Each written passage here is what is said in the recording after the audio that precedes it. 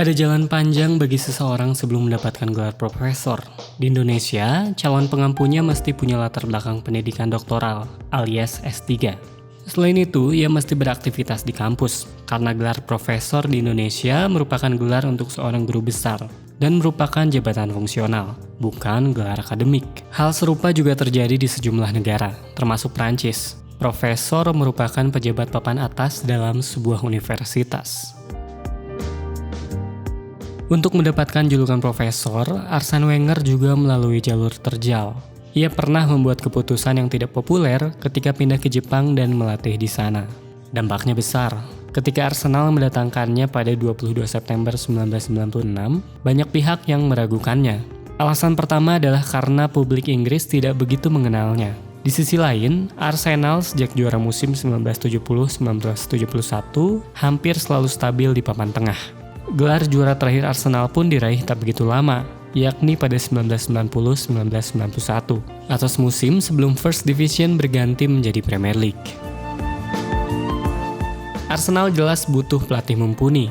Pada musim sebelumnya, bersama Bruce Rioch, Arsenal ada di peringkat kelima. Namun Rioch diputus kontrak pada awal musim 1996-1997 karena ketidaksepakatan soal transfer.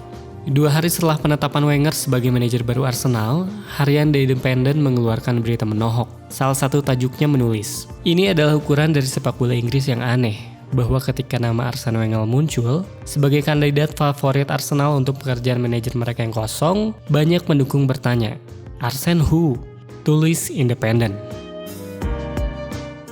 Anehnya, meski dianggap bukan pelatih ternama, Arsenal justru memberikan kebebasan dan tanggung jawab lebih pada Wenger. Salah satunya adalah diberikannya kontrol atas transfer, kontrak, serta sesi latihan.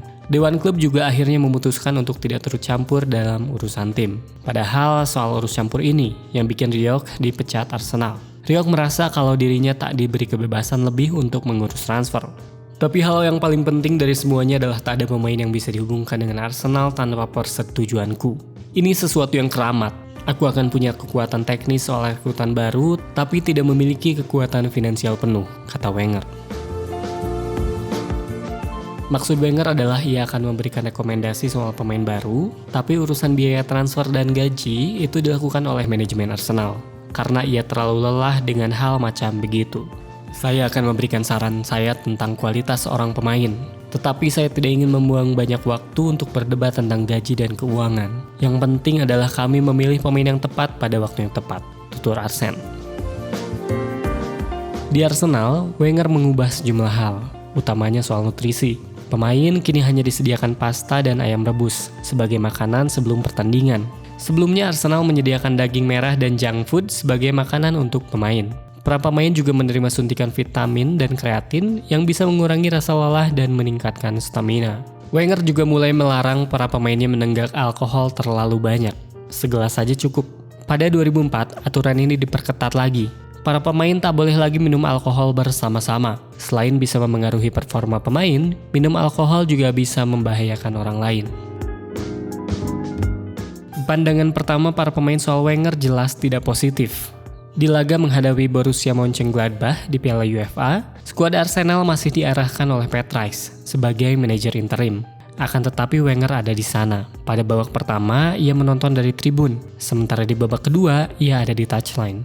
Wenger yang baru mengambil alih skuad setelah pertandingan tersebut, nyatanya memberikan saran pada Rice untuk memberikan 1-2 perubahan. Intervensi ini nyatanya bikin sang kapten, Tony Adams, tak suka. Dalam pertemuan pertamanya dengan Wenger, ia mengungkapkan kekecewaannya itu. Aku bilang kepadanya bahwa dia telah mempertaruhkan seluruh musim kami dalam bahaya atas apa yang telah ia lakukan. Namun Wenger memilih mendengarkan kritikan dari pemainnya itu. Pendekatan yang dilakukan Wenger sempat membuat para pemain skeptis. Para pemain Inggris sering mengerjai Wenger untuk meredakan permusuhan dan memberinya nama Inspektur Clouseau karena sifatnya yang canggung. Setelah mengenalnya lebih jauh, Adams bilang kalau selera humor Wenger membantu membangun semangat tim. Wenger tidak hanya senang tertawa, tapi dia juga bisa menertawai dirinya sendiri. Dia adalah pria kurus yang bijaksana.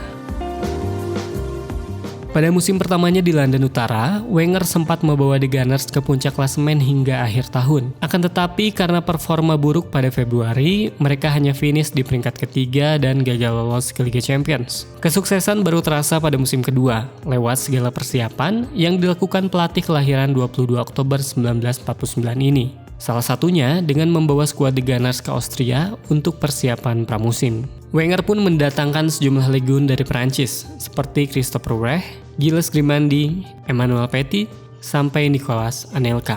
Mark Overmars didatangkan dari Ajax Amsterdam, sementara Paul Merson pindah ke Middlesbrough. Wenger mengevaluasi musim pertamanya dengan simpulan, kalau mereka tampil buruk di kandang serta kurang kecepatan dan power.